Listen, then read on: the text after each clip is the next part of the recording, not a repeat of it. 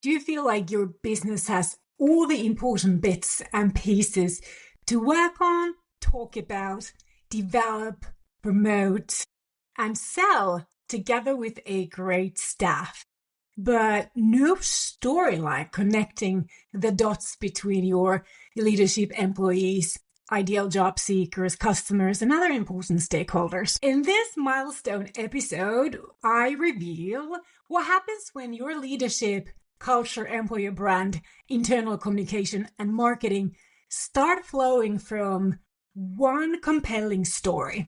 And I am not talking about a mere brand strategy. I'm talking about a transformation in the minds, ways of work, how you lead and message to your target audiences internally and externally.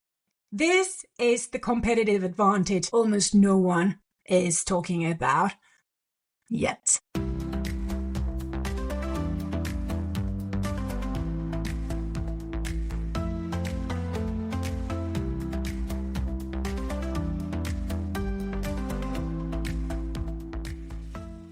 Welcome back to Story Driven Business Podcast. I'm your host, Susanna, and this is episode 203. If you have been with me since episode 189, you know we've been building something brick by brick. Narrative, leadership, emotional employer branding, human-to-human business communication. And today we're going to zoom out to reveal what we've really been building, because this is called a story-driven business.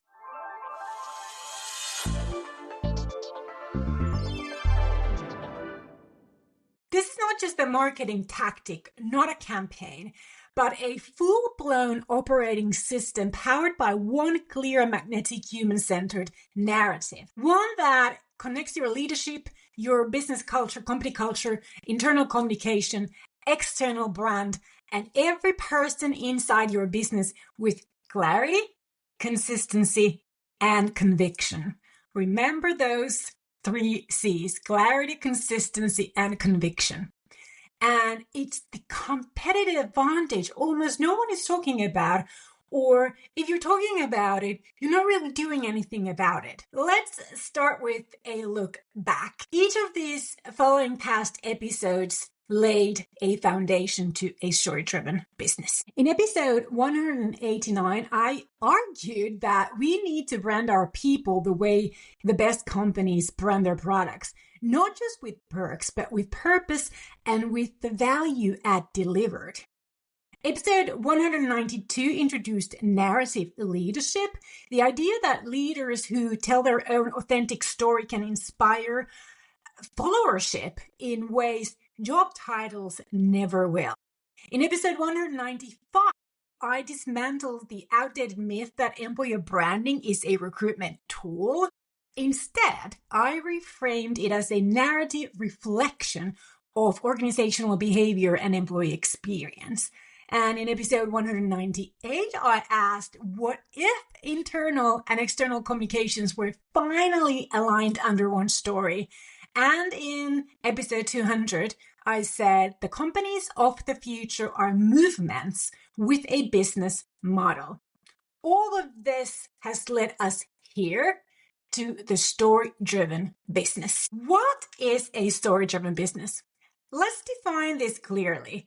A story-driven business is one where your purpose, business strategy, leadership culture means the way that the leaders in your company authentically behave and what they authentically value. You might have behavioral aspects and ideal attitudes and mindsets and obviously the official business values, but those usually are not what are the authentic values, for example, that your leaders go by, and probably not the ideal behavior that would really support your business strategy. So a story-driven business is one where your purpose, your business strategy, leadership, culture, and communication all speak the same emotional language, a shared living narrative.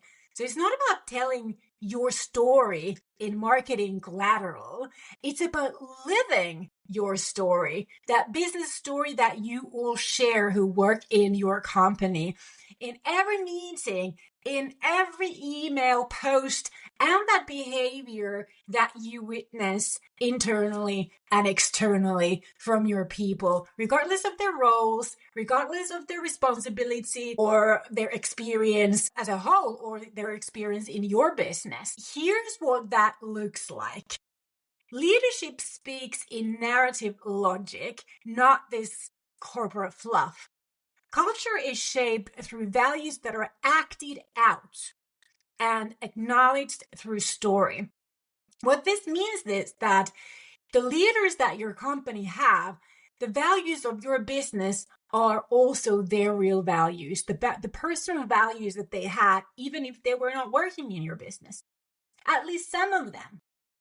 Your culture is shaped through values that are acted out and acknowledged through story. And this one is important. Employer branding is not a hiring tool, but an ongoing communication process that binds your company culture with the business strategy, your purpose, and measures its impact through actual and authentic employee experiences, and uses it all as a messaging tool to document and narrate the business story in a way that invites your existing and future employees, clients, and other stakeholders on this business story and journey of yours. Yes, employer branding is no longer just about the talent, but about human to human narrative, influencing personal connection with stakeholders beyond transactions.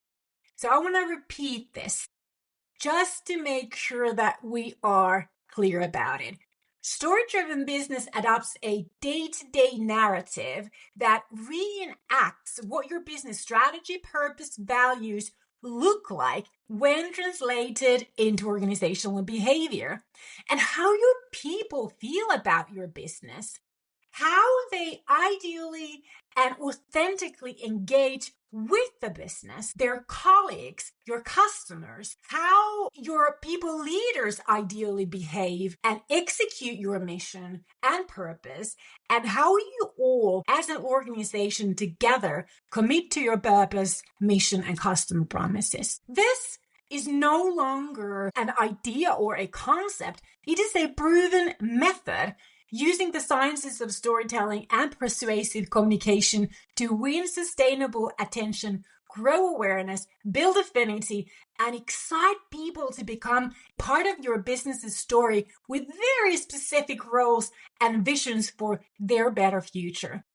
This method is called the magnetic employer branding method, and you should not confuse it with recruitment campaigns or a hiring tool. It's an ongoing, very strategic communication and messaging system that helps you as a business to become a story-driven business step by step, changing the way your leaders communicate and message internally and externally with your people. And this helps you shape your company culture and narrate your organization through your business journey, through all the milestones to the end goals, emphasizing the values and the attitudes that help your business, help your people and customers succeed. So this systematic approach is what creates consistency, trust, and attraction. And this is how your business becomes emotionally sticky.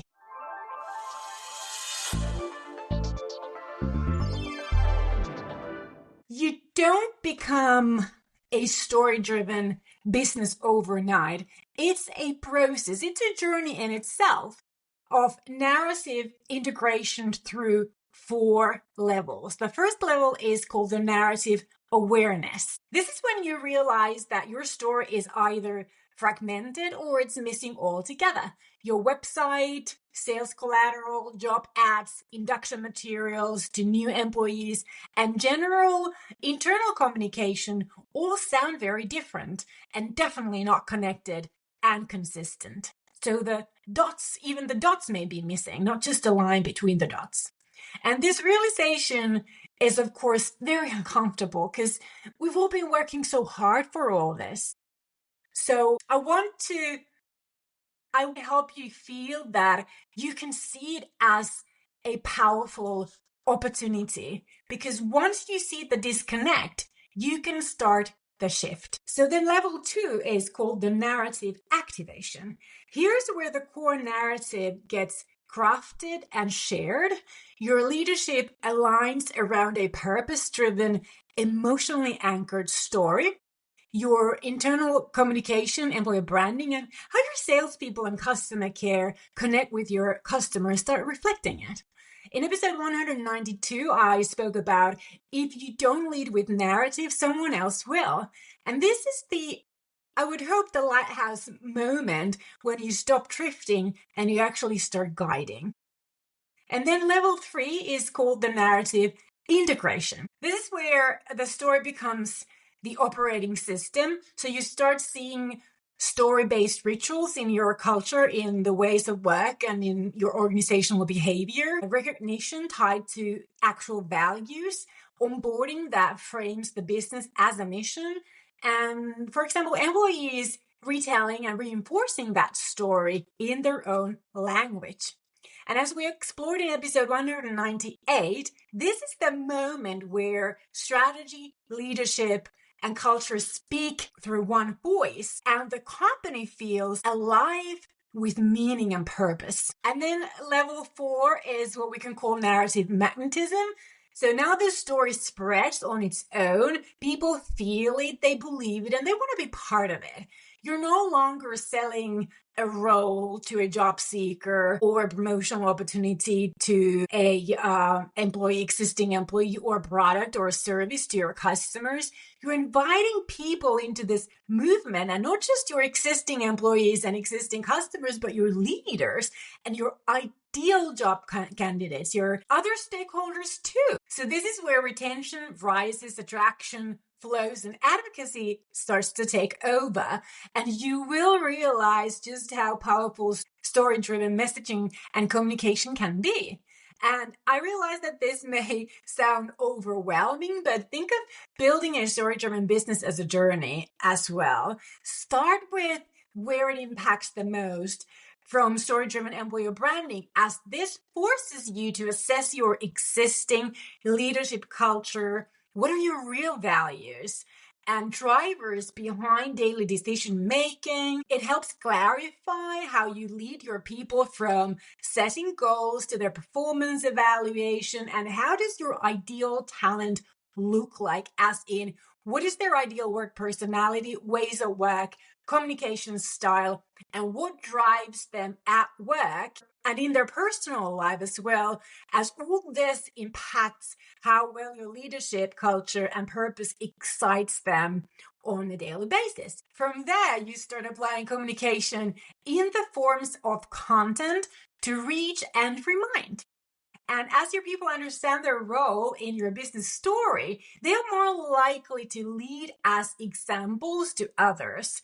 And this is very powerful, as people who want to belong into a group, into a tribe, they follow and copy the behavior of those that are seen as leaders in that tribe. So as your business story expands layer by layer, the customer promise is added, and now your story-driven employer branding extends to how your people make your customers feel, ideally leading consistently to improving customer experiences and their satisfaction to your services and products and business. So now we are reaching the customer layer. Let me bring this up to you. Everyone wants to feel that they are met as a person, despite whether they use their employer's money or their own when they buy from you. So human-to-human communication is what really sticks. As you keep connecting the dots and turning the narrative into an ongoing communication system, internally and externally, your story moves forward with your existing and future employees and customers, because they start seeing clearly where they fit and why, and how being part of this story gets them closer and closer to their better life scenarios. And this is when we can start talking about a story-driven business, where all of your stakeholders have a role in your business story, where they are the heroes and you are their guide to better life. People from employees to job seekers and from customers to even investors form this emotional connection to your purpose and mission because they understand how this story, how your business story can shape their lives if they become part of it, if they commit to it.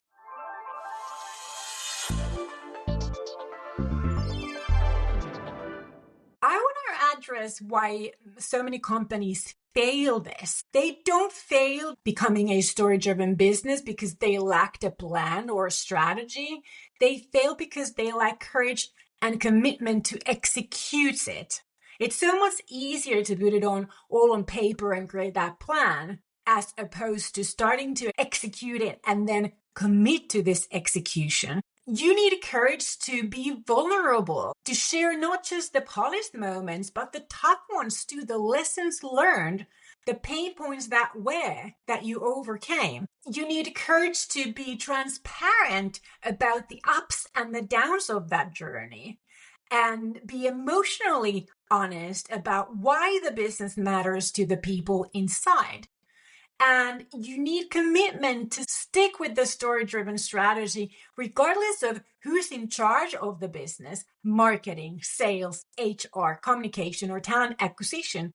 But the great thing is that when you are a story-driven business, you will attract people in these roles who want to be part of the story with the clarity of what it takes in each role, because it all will be built in and communicated through this narrative. So even if your CEO changes or your sales director changes or your HR changes or your communications marketing team, they change over time, the new one is not going to change the story because they are invited into this story in that specific role. And it is so much more satisfactory and so much more normal for them to just take over the responsibility of continuing to decoding that story with your target audiences because they were also invited in.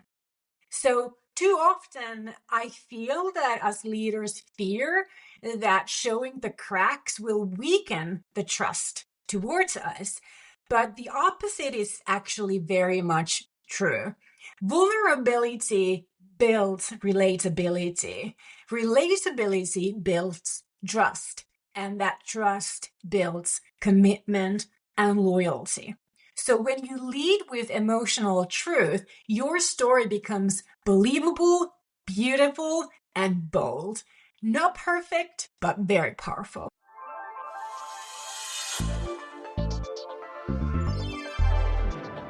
So I want to give you this 4-step path to becoming a story-driven business, just sort of dipping your toe in it. So first you want to clarify the core narrative of the business. What is your business story? Ask yourselves, your leadership team, what is the story that we are really in? What problem do we solve? To whom? And why does it matter to them and to the world? Who is the hero? And hint, it's not the business. And what future are we inviting others to build with us, regardless of if we're looking at our customers, prospective customers, existing employees, or the future ideal employees. Step 2 is to equip your leaders to own the story. So narrative leadership means that every leader can articulate this business story in their own voice from the angle that they look at it, from their role. How do they contribute to the entire story? Share their personal connection to the mission and communicate with emotional clarity, not just KPIs. You need to train them, you need to coach them, you need to support them. Step 3 is to reframe your employer branding, because this isn't recruitment marketing.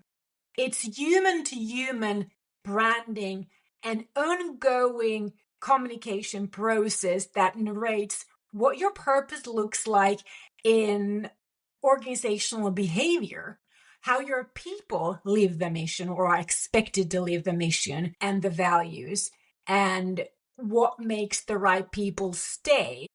And when they stay on this journey, how does it positively influence their personal future?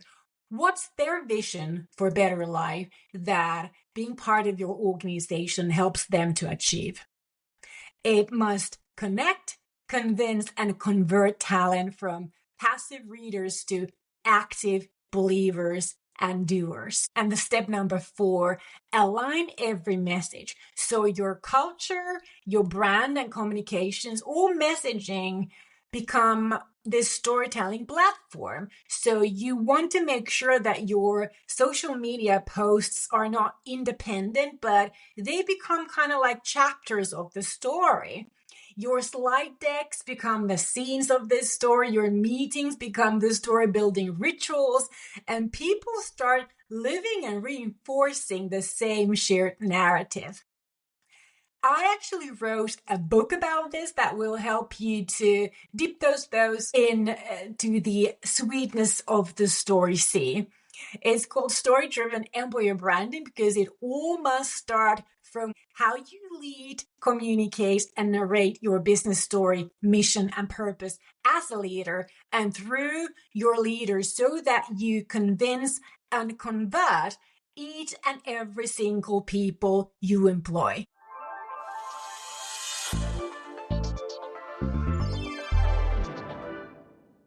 This is really vital as no marketing campaign is able to change the way people feel and experience your business purpose and mission permanently. So don't be fooled by the title of the book. It's not the kind of employer branding you probably think.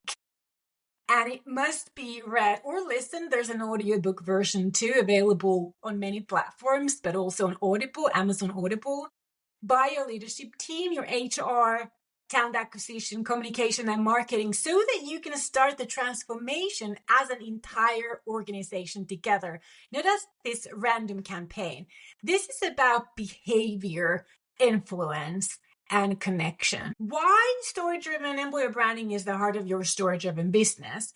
Well, I want to clarify this because when you start storyifying your being as an employer, an organization, this is when everything truly begins, because if your organization doesn't consistently run in an intended way, your sales fail and your customer success suffers, and that quickly turns into a lousy business with everyone looking at your management team thinking they're not very competent in running this business. And you don't want that, do you? Becoming a story-driven business starts from the core of the organization, setting the standards of operation to your organizational behavior, how you lead, set goals, drive performance, promote, reward, treat your customers, job seekers, and each other, and communicate internally and externally. Because before you can build a story-driven business, you need to build a story-driven organization and brand it. Because branding positions you as a specific entity. And that helps build the emotional level connections and commitment in those people who see themselves as part of your business story in the roles you invite them into, regardless whether we're talking about employees or customers or investors or other stakeholders that you may need. So branding is not a campaign. In fact, so historically branding referred to marking livestock, literally burning a symbol onto cattle to show ownership and distinguish one herd from another. As commerce evolved, so did branding. By the late 19th and early 20th century, branding in business started to mean creating a recognizable mark or name to distinguish one product or company from another, especially in competitive marketplace. I think Coca-Cola's, their iconic bustle, the Campbell's soup label, and Levi's red tab. Their branding evolved into a promise, this set of perceptions held in the minds of the consumer. It wasn't just about recognition, but also about association.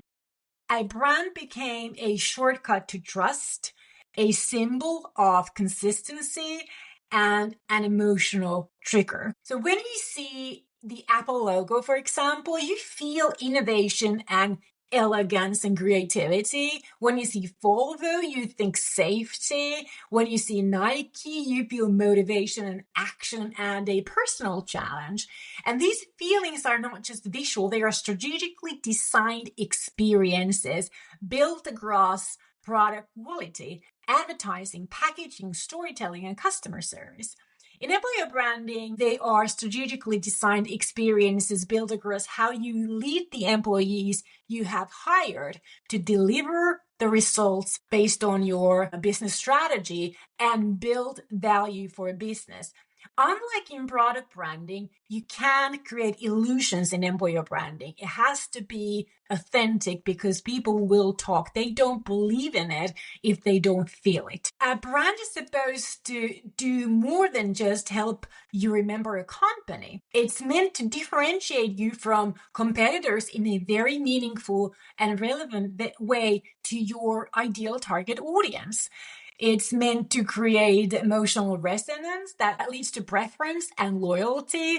It's meant to build trust by setting clear expectations and delivering on them. And it's meant to motivate behavior, whether it's choosing your product or applying to your open vacancies or believing in your business vision. At its best, a brand acts like a magnet, attracting the right people, employees, leaders, customers, investors, and so on, repelling the wrong ones. And this is a real value add, as hiring wrong kinds of people becomes a costly mistake very easily. And if you work in sales, the same applies to wrong kinds of clients or wrong kinds of investors. Creating this sense of belonging for those who choose you. And this sense of belonging creates the loyalty and the advocacy. In other words, a strong brand doesn't just talk to the audience. It makes them feel seen, understood, and invited into a meaningful brand story. And this, of course, is the pivot we've been pioneering at Emine in employer branding since founding our family business back in 2012. So employer branding isn't about campaigns or that shout, look at our perks. It's about who we are, what we believe in, and what kind of story you'll be part of here. This is about restoring employer branding to its rightful place as the human-facing expression of the culture narrative, the same way product branding expresses the customer experience narrative. Not a campaign, not a career site facelift, not a hiring tool, but an internal and external communication process led by HR, who shapes culture and coaches leadership, team leaders who shape daily employee experiences, communications who guide and amplify the story, talent acquisition who attract people through story-based positioning, and employees who continue the story loop as guides to their counterparts in the customer and other stakeholder sides.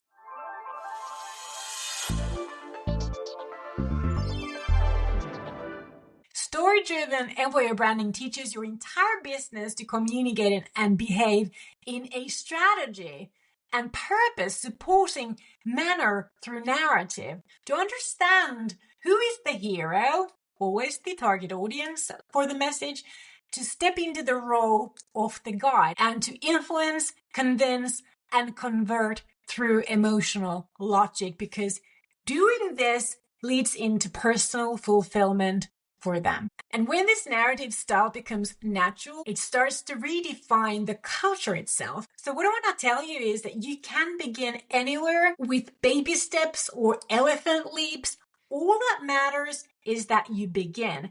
And when you begin with employer branding from your leadership culture, connecting with your business strategy, purpose, mission, and values, and enroll that internally in your organization so that every single employee you have and is invited into the story and understands their role in that story and can see what commitment will produce them in terms of personal value and better life. Alrighty, I'd love to know what the real story is that your business is telling today, if it is. And if you don't know how to get started, I'd love to get your questions and answer those in a future episode. If you haven't already listened to the first chapter of my book, find it on this podcast. It's podcast episode number 188. You can listen to the first chapter of my book for free. And if you like it, you can order the book and start taking the baby steps tutored by it. Find the ordering options at storydrivenemployerbranding.com. When you feel you may want to partner up to build a story-driven business from the inside out, obviously my agency Emine is here to provide you guidance and support in that. Email us at experience@emine.fi to book a discovery call. So thank you again for tuning in to Story Driven Business Podcast. If this episode made you reflect and rethink or reignite your spark, please leave a review and share it with your boss. I'll see you next week in the next episode.